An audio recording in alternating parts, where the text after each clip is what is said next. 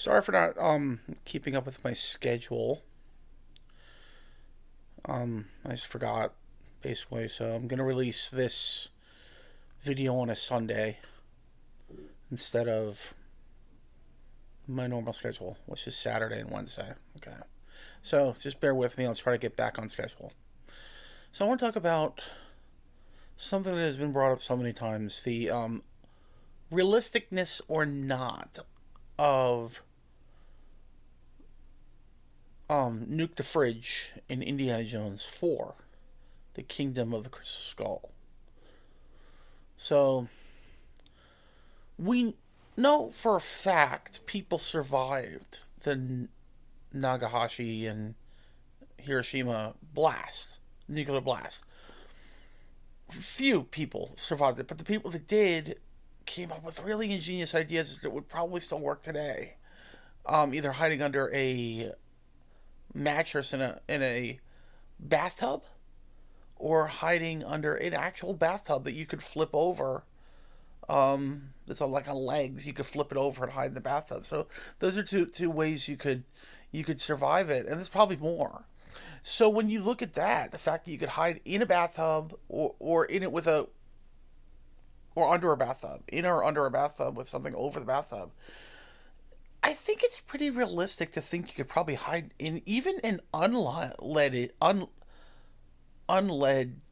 lined version of a refrigerator. I think you could probably just go in any refrigerator, close the door, and you might have a chance to survive a blast. It's not that unlikely. I mean, refrigerator is pretty thick. I mean, it's either going to get blown to pieces in the blast, or it's going to get pushed by the after wave or shock or whatever from the blast, the wind from the bomb will push the refrigerator like it did in the movie. That was pretty accurate, probably. Um, so I don't think it's that unrealistic. Is it likely to protect you? Maybe not, but it's not unrealistic. It's not like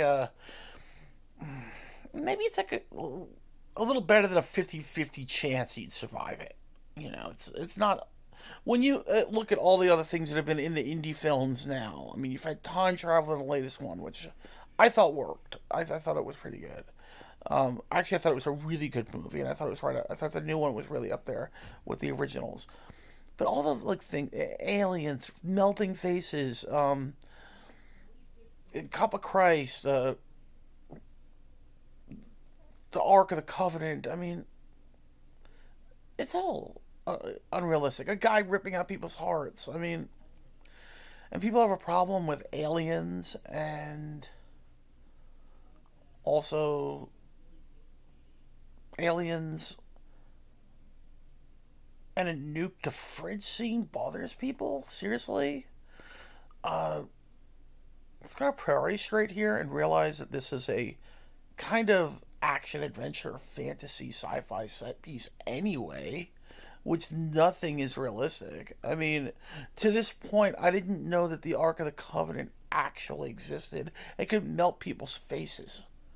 Okay, I didn't know. I didn't know that happened, and I didn't know to this point that there was these thuggy cults where the guy could literally take his hand and rip out your heart. Okay, and I didn't know that the cup of Christ actually existed and could grant whoever drinks out of it everlasting life. And if you pick the wrong cup, you basically turn into a skeleton in seconds.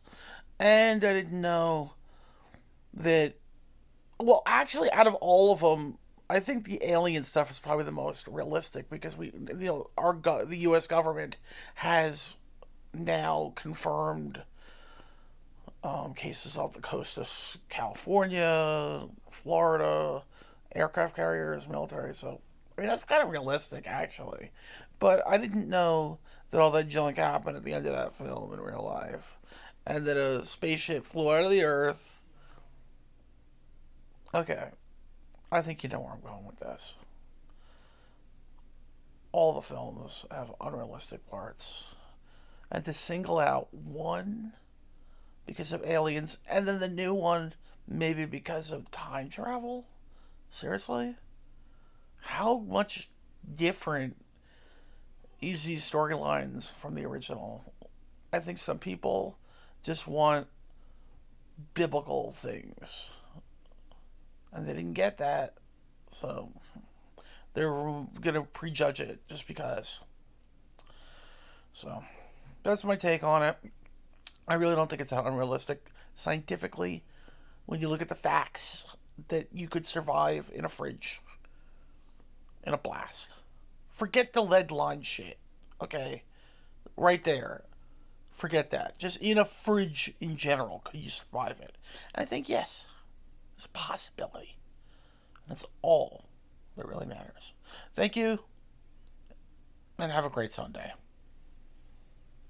And remember, watch The Orville and watch Futurama and Disenchantment, Season 1, September 1st, the final season.